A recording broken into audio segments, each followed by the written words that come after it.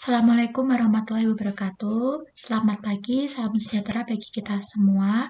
Perkenalkan, nama saya Agneta Putri Cahyati, NIM 14014212282. Yang saya hormati dosen pengampu mata kuliah konsep dasar IPA Dr. Sri Sulistiorini MPD. Pada pagi hari ini saya akan menjelaskan mempresentasikan hasil belajar saya tentang sistem gerak pada tumbuhan. Berdasarkan asal datangnya rangsangan, gerak pada tumbuhan dibedakan menjadi dua, yaitu gerak endonom dan gerak esinom. Saya yang pertama akan menjelaskan tentang gerak endonom.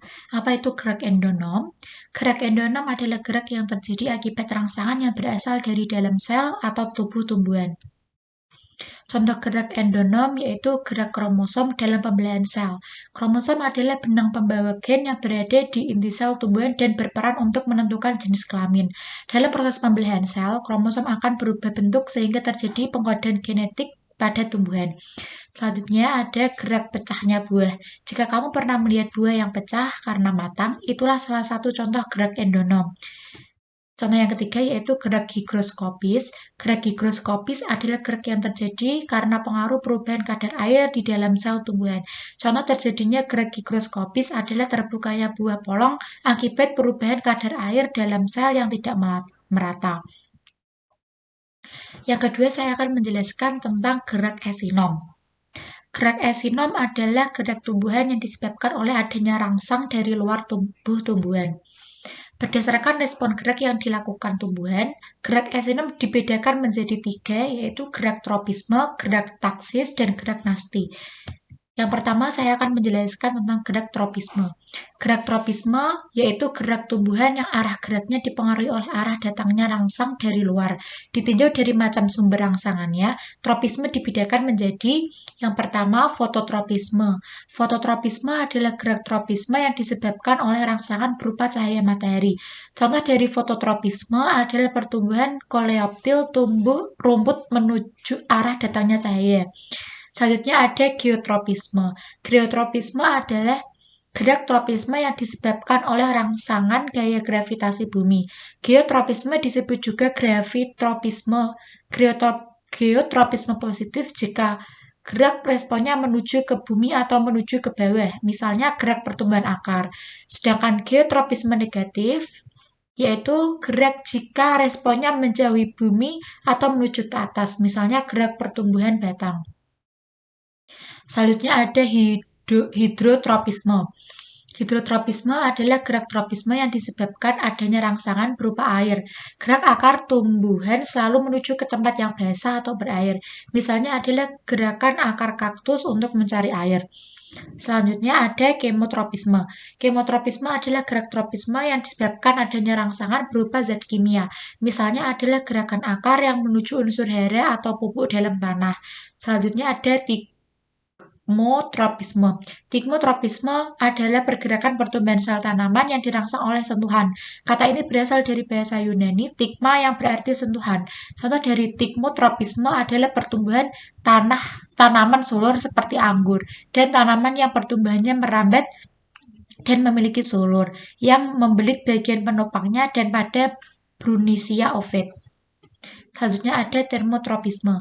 Termotropisme adalah pergerakan pertumbuhan tanaman yang dipengaruhi oleh rangsangan berupa panas atau perubahan panas. Salah satu contoh termotropisme adalah pertumbuhan daun tanaman rhododendron yang dapat menjadi keriting dan menunduk ke bawah apabila suhu lingkungan mencapai -1 derajat Celcius. Yang terakhir yaitu skototropisme. Skototropisme dalam bahasa Yunani yaitu skotos yang berarti kegelapan atau kekelaman. Adalah pergerakan pertumbuhan ke arah kegelapan. Selanjutnya saya akan menjelaskan tentang gerak taksis. Gerak taksis adalah gerak pindah tempat seluruh bagian tumbuhan yang arahnya dipengaruhi oleh sumber rangsangan. Ditinjau dari macam sumber rangsangannya, taksis dibagi menjadi dua, yaitu fototaksis dan kemotaksis. Fototaksis adalah gerak taksis yang disebabkan oleh adanya rangsangan berupa cahaya, misalnya klorofil atau zat hijau daun yang bergerak menuju arah datangnya cahaya. Kemotaksis adalah gerak taksis yang disebabkan oleh rangsangan berupa zat kimia, misalnya spermatozoa yang bergerak menuju sel telur pada peristiwa pembuahan atau metagenesis, tumbuhan lumut Bryophyta Sel telur ovum mengeluarkan zat kimia, gula, dan protein yang dapat merangsang spermatozoa untuk bergerak mendekatinya. Selanjutnya ada gerak nasti. Gerak nasti adalah gerakan yang dilakukan oleh tumbuhan yang tidak dipengaruhi oleh arah datangnya rangsang. Ditinjau dari berbagai macam sumber rangsangannya, gerak nasti dibedakan menjadi yang pertama fotonasti. Apa itu fotonasti? Fotonasti adalah gerak nasti pada tumbuhan yang disebabkan oleh rangsangan cahaya matahari. Misalnya adalah bunga pukul 9 yang mekar sekitar pukul 9. Selanjutnya ada Nikinasti. Nikinasti adalah gerak nasti yang disebabkan oleh suasana gelap. Misalnya adalah gerak tidur daun pohon turi di malam hari yang mengatupkan daunnya saat hari mulai gelap. Selanjutnya ada Tikmonasti. Apa itu Tikmonasti?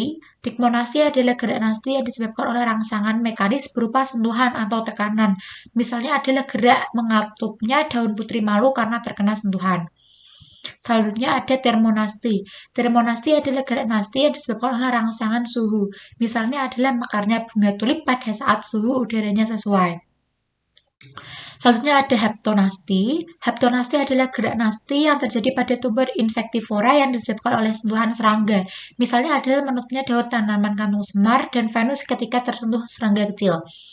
Dan yang terakhir adalah nasti kompleks. Apa itu nasti kompleks?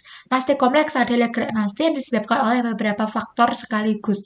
Rangsangan yang diterima dapat berupa cahaya matahari, suhu, air, dan zat kimia. Contoh gerak nasti kompleks adalah gerakan membuka dan menutup pada stomata. Itulah tadi presentasi dari saya. Kurang lebihnya mohon maaf. Terima kasih. Wassalamualaikum warahmatullahi wabarakatuh.